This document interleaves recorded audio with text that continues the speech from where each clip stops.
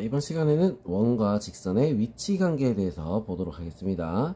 자, 원과 직선의 위치 관계. 원과 직선은 총 3가지의 관계가 있어. 자, 원이 있는데, 자, 이렇게 밖에 직선이 지나가면 만나지 않는다.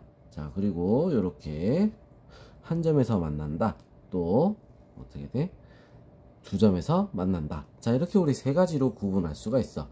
자, 3가지로 구분하는데 풀이 방법은 어떻게 되냐? 2가지가 있습니다. 판별식을 이용하는 거, 그리고 중심과 직선 사이 거리를 이용하는 거. 공식이지, 그지?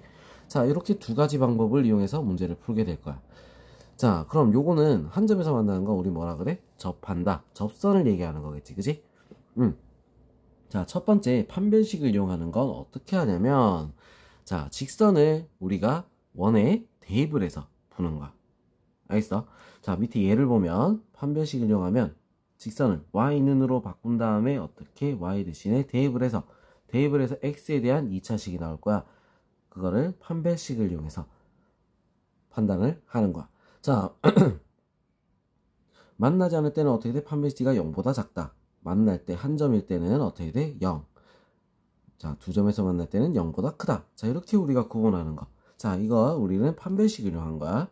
자, 그리고 중심과 직선 사이 거리를 이용하는 거. 자, 이거 같은 경우는 자, 두 식이 있을 때 어떻게? 자, 중심, 그리고 반지름. 자, 이 2가지를 구해 놓고 문제를 풀어야 돼. 0,0, 반지름 2. 자, 적어 놓은 다음에 식도 x-y 플러스 1은 0. 자, 이렇게 바꿔 놓은 다음에 점과 직선 사이 거리가 반지름보다 길면 어떻게? 만나지 않는 거. 같으면 한 점에서 만나는 거. 자, 작으면 2점에서 만난다. 자, 이렇게 우리가 비교하는 거, 반지름과 비교하는 걸 우리는 어떻게? 중심과 직선 사이 거리를 이용한 거다. 이렇게 얘기할 수 있어. 자, 그럼 우리는 어떻게 돼? 풀이 방법이 2가지가 있으니까 2개 중에서 나한테 잘 어울리는 걸로 풀이하면 되겠죠? 자, 그런데 식에 따라서 우리가 넣을 때 복잡한 것들이 좀 있어. 자, 그래서 선생님 같은 경우는 2번째 방법. 자, 요거를 많이 쓴단 말이야. 요거. 자, 그런데 판별식을 쓰는 걸 편하다 라고 했을 때는 우리는 판별식을 이용해서 문제를 풀어도 상관이 없습니다. 자, 뒤에서 우리 문제 풀 때 자, 2가지 방법을 일단 다 써볼 거야. 다 써봤을 때 자, 본인한테 더 편리한 방법. 자, 그 방법을 이용해서 문제를 풀도록 합니다.